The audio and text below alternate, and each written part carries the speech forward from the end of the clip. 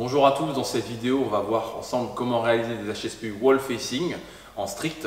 On verra également la différence entre les HSPU wall facing et les HSPU qu'on voit classiquement en CrossFit, c'est-à-dire dos au mur. Et enfin on verra pourquoi il serait intéressant pour vous de mettre en place cette configuration dans votre entraînement. C'est parti.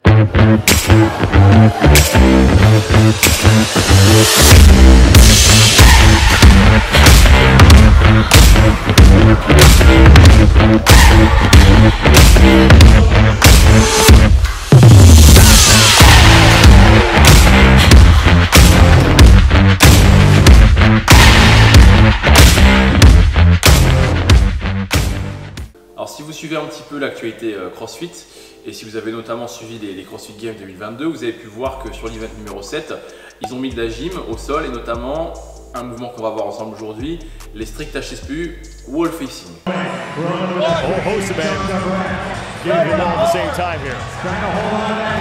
Alors vous vous en doutez, c'est un workout, c'est un event que j'ai bien aimé, mais pas parce que c'était forcément que du strict, pas parce que c'était wall facing, ou pas parce que c'était du déficit. Moi ce que j'ai bien aimé, c'est que ça a obligé les athlètes à déporter leur tête en avant de leurs mains pour venir chercher une position trépied. Il faut savoir que ce qu'on voit habituellement dans le CrossFit, quand on fait des HSPU stricts, c'est des HSPU dos au mur.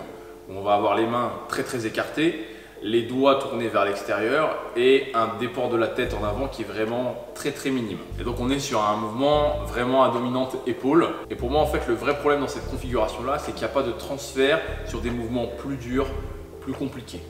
En fait, il faut savoir que la gym, j'en parle assez régulièrement ceux qui suivent un petit peu la chaîne, c'est la progression en gym, elle s'apprécie au travers d'une chaîne de mouvements qui sera de plus en plus compliquée, de plus en plus technique, de plus en plus dure. Vous avez par exemple la pompe qui évolue en pompe carpée, qui évolue elle-même en pompe carpée avec les pieds surélevés, etc.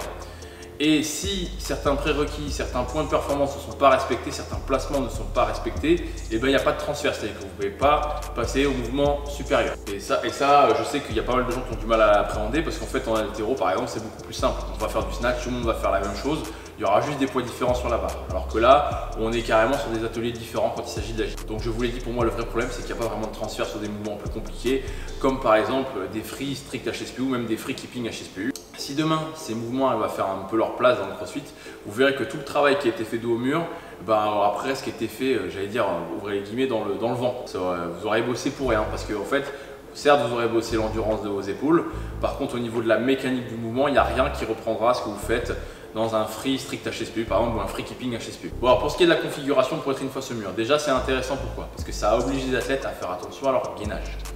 D'ailleurs ceux qui ne l'ont pas fait, vous avez pu le constater si vous avez suivi, là, ils ont gaspillé énormément d'énergie sur la remontée.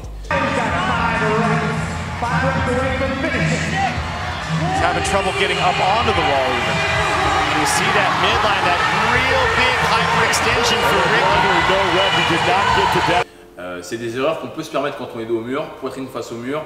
Ça coûte très cher de ne pas avoir une bonne proprioception et de ne pas avoir le bassin rétroversé. Mais se mettre poitrine face au mur, c'était en aucun cas suffisant pour les forcer à faire un déport vers l'avant. Pourquoi? Parce que si on était resté par exemple sur une amplitude classique, il y a plein d'athlètes qui auraient pu s'en sortir par exemple en écartant les mains et en venant chercher à placer la tête juste entre leurs mains, et donc ils seraient restés sur un mouvement en dominante épaule. Ce qui a vraiment foutu la merde entre guillemets, c'est le déficit, parce qu'en fait avec le déficit, ils ont été obligés de déporter la tête en avant pour éviter le bloc sur lequel leurs mains étaient posées. Et encore que ils ont été sympas, ils ont légèrement découpé le bloc pour que la tête puisse passer plus facilement, mais ils auraient pu être plus méchants que ça.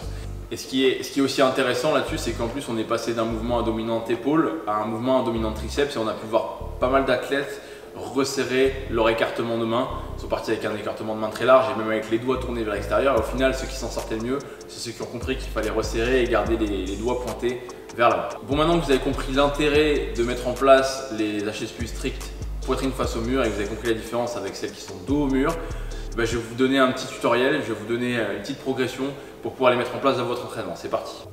Donc avant de se mettre poitrine face au mur, il y a 2-3 petits exos qu'il faut qu'on revoie ensemble, et c'est des exercices que vous devez absolument maîtriser avant d'attaquer, comme je vous l'ai dit, les HSPU wall facing. Le premier exercice, ce sera les pike push-up. C'est un exercice que vous connaissez déjà très certainement, et malheureusement c'est un exercice qui est très sous-coté dans le milieu du CrossFit. J'aime beaucoup cet exercice parce que d'une part ça permet de faire du renfort épaule, et surtout ça nous permet de mettre en place de reproduire le schéma moteur qu'on va avoir sur les wall facing, c'est-à-dire le déport de la tête en avant pour aller chercher la position de trépied. Pour ceux qui sont un petit peu raides de la chaîne postérieure, je vous recommande de vous mobiliser, de vous étirer un petit peu avant de traquer sur les packs. Donc on va voir le mouvement ensemble. Donc au niveau déjà de l'écartement, on va prendre un écartement un peu plus large que largeur épaule. On va avoir les doigts qui pointent vers l'avant.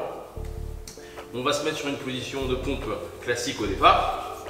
Donc avec les épaules engagées, le bassin en rétroversion. Et ce qu'on va faire, c'est que sans bouger les mains, on va rapprocher petit à petit les pieds. Et c'est là que la mobilité de la chaîne postérieure rentre en compte. Une fois que vous avez rapproché au maximum, vous allez vous grandir, monter sur les pointes de pied si possible. Et là, vous allez déporter votre tête en avant, fléchir les coudes, aller chercher la position de trépied et réengager le plus tôt possible. Quand je dis réengager le plus tôt possible, c'est un peu comme sur un strict press. Vous devez faire en sorte que votre humérus soit aligné avec votre tête. Vous l'aurez compris, pour rajouter la difficulté sur cet exercice, il faudra essayer de surélever au maximum les pieds, tout en gardant bien sûr le fameux déport en avant. Les erreurs à éviter sur les pike push-up sont les suivantes.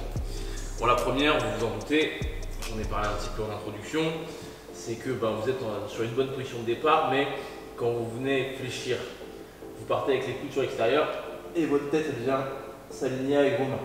Et là, du coup, on ne reproduit pas du tout la position de trépied qui nous intéresse. Donc ça peut vite vous faire bosser les épaules, mais il n'y a aucun transfert. L'autre erreur qu'on voit aussi beaucoup, c'est vous vous déportez en avant, vous allez chercher votre position de trépied, mais au lieu de réengager tout de suite, ce que vous faites, c'est que vous relevez la tête et vous réalignez par la suite. Donc c'est vraiment les deux écueils à vraiment éviter si vous voulez qu'il y ait un transfert entre vos pike push-up, vos pompes carpées et les HSP wall facing. Le deuxième exercice que vous devez absolument maîtriser avant d'attaquer sur les wall facing, ce sera le fameux trépied, le fameux tripode dont on a parlé depuis le début de la vidéo. C'est un exercice hyper intéressant parce que d'une part, vous allez vous renforcer les cervicales et vous allez surtout développer votre proprioception, donc la perception que vous avez de votre corps dans l'espace. Au niveau de la mise en place, c'est assez simple. Ce qu'il faut faire, c'est essayer de reproduire un triangle équilatéral avec vos trois appuis, les trois appuis étant vos deux mains ainsi que votre tête. Donc je vais venir placer un peu comme tout à l'heure mes mains sur une seule et même ligne. Je vais faire en sorte que mes doigts regardent vers l'avant, soient pointés vers l'avant. Et là je vais bien venir déporter ma tête en avant et faire en sorte de poser le sommet du crâne et non pas la couronne. Ça c'est une erreur qu'on revoit souvent. Une fois qu'on est là, on va rapprocher les pieds au maximum pour faire en sorte que le bassin il bascule au-dessus du crâne. Et une fois qu'on est là, alors vous avez plusieurs solutions, soit vous montez petit à petit, soit vous êtes déjà un peu plus à l'aise sur le mouvement, dans ce cas-là vous basculez directement ici. Et on essaie de maintenir une solution holo, fesses contractées, quadriceps contractés, point de pied en extension. Une erreur qu'on retrouve très souvent sur le trépied, c'est le fait de venir former avec vos trois appuis un triangle isocèle au lieu de former un triangle équilatéral. À quoi ça ressemble? C'est juste qu'en gros, au lieu que la tête soit vraiment déportée franchement vers l'avant, elle va être déportée très légèrement. Alors ça ne veut pas dire qu'on ne peut pas tenir, mais on est beaucoup moins stable, forcément vous l'avez compris, c'est de la physique, c'est tout bête, mais plus vous allez avoir une base large, plus vous allez créer de la stabilité. Donc voilà, je vous encourage vraiment à maîtriser le trépied pour être beaucoup plus confortable une fois la tête en bas quand on sera face au mur.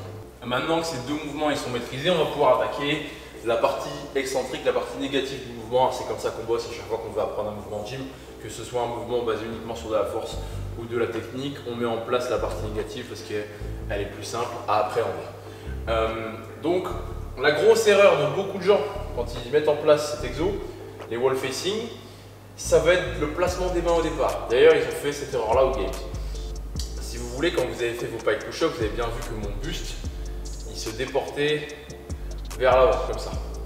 Et au fur et à mesure on doit rajouter du poids, donc on bascule le poids des jambes.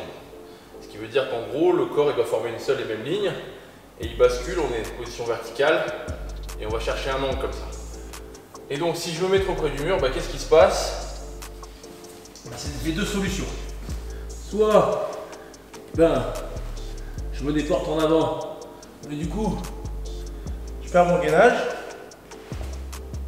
Soit je ne veux pas perdre mon gainage, mais dans ce cas-là, je ne peux pas déporter ma tête en avant et je me retrouve du coup sur ce qu'on a vu précédemment.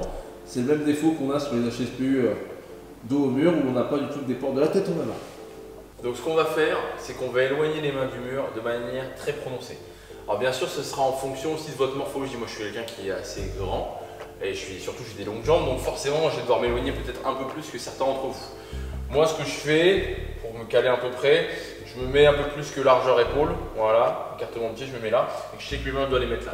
Maintenant, c'est à vous de tester aussi de votre côté, plusieurs réglages, plusieurs façons de faire.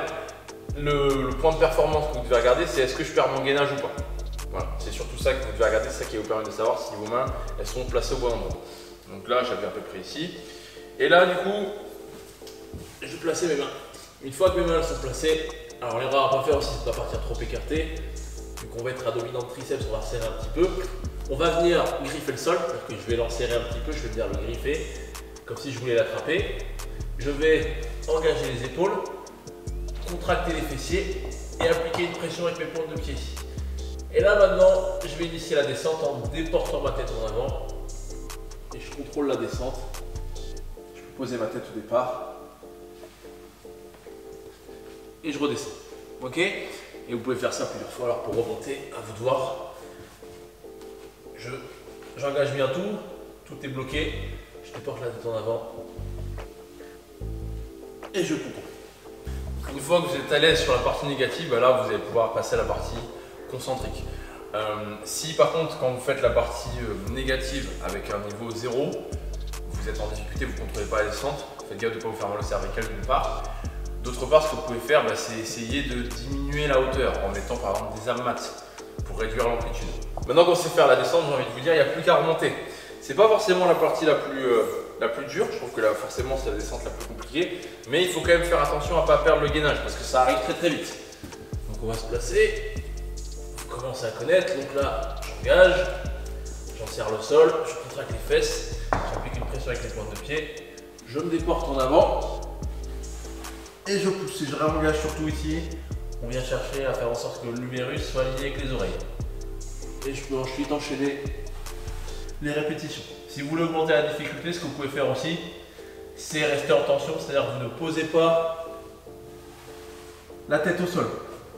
Ce qui fait qu'en bas, vous avez une petite phase en isométrie. Bon, vous en doutez, une fois que vous êtes à l'aise là-dessus, et ben c'est à ce moment-là que vous commencez à travailler avec du déficit, que vous allez rajouter au fur et à mesure. Et en plus de ça, vous allez voir que ça va vous forcer à déporter la tête en avant encore plus que ce qu'on faisait là.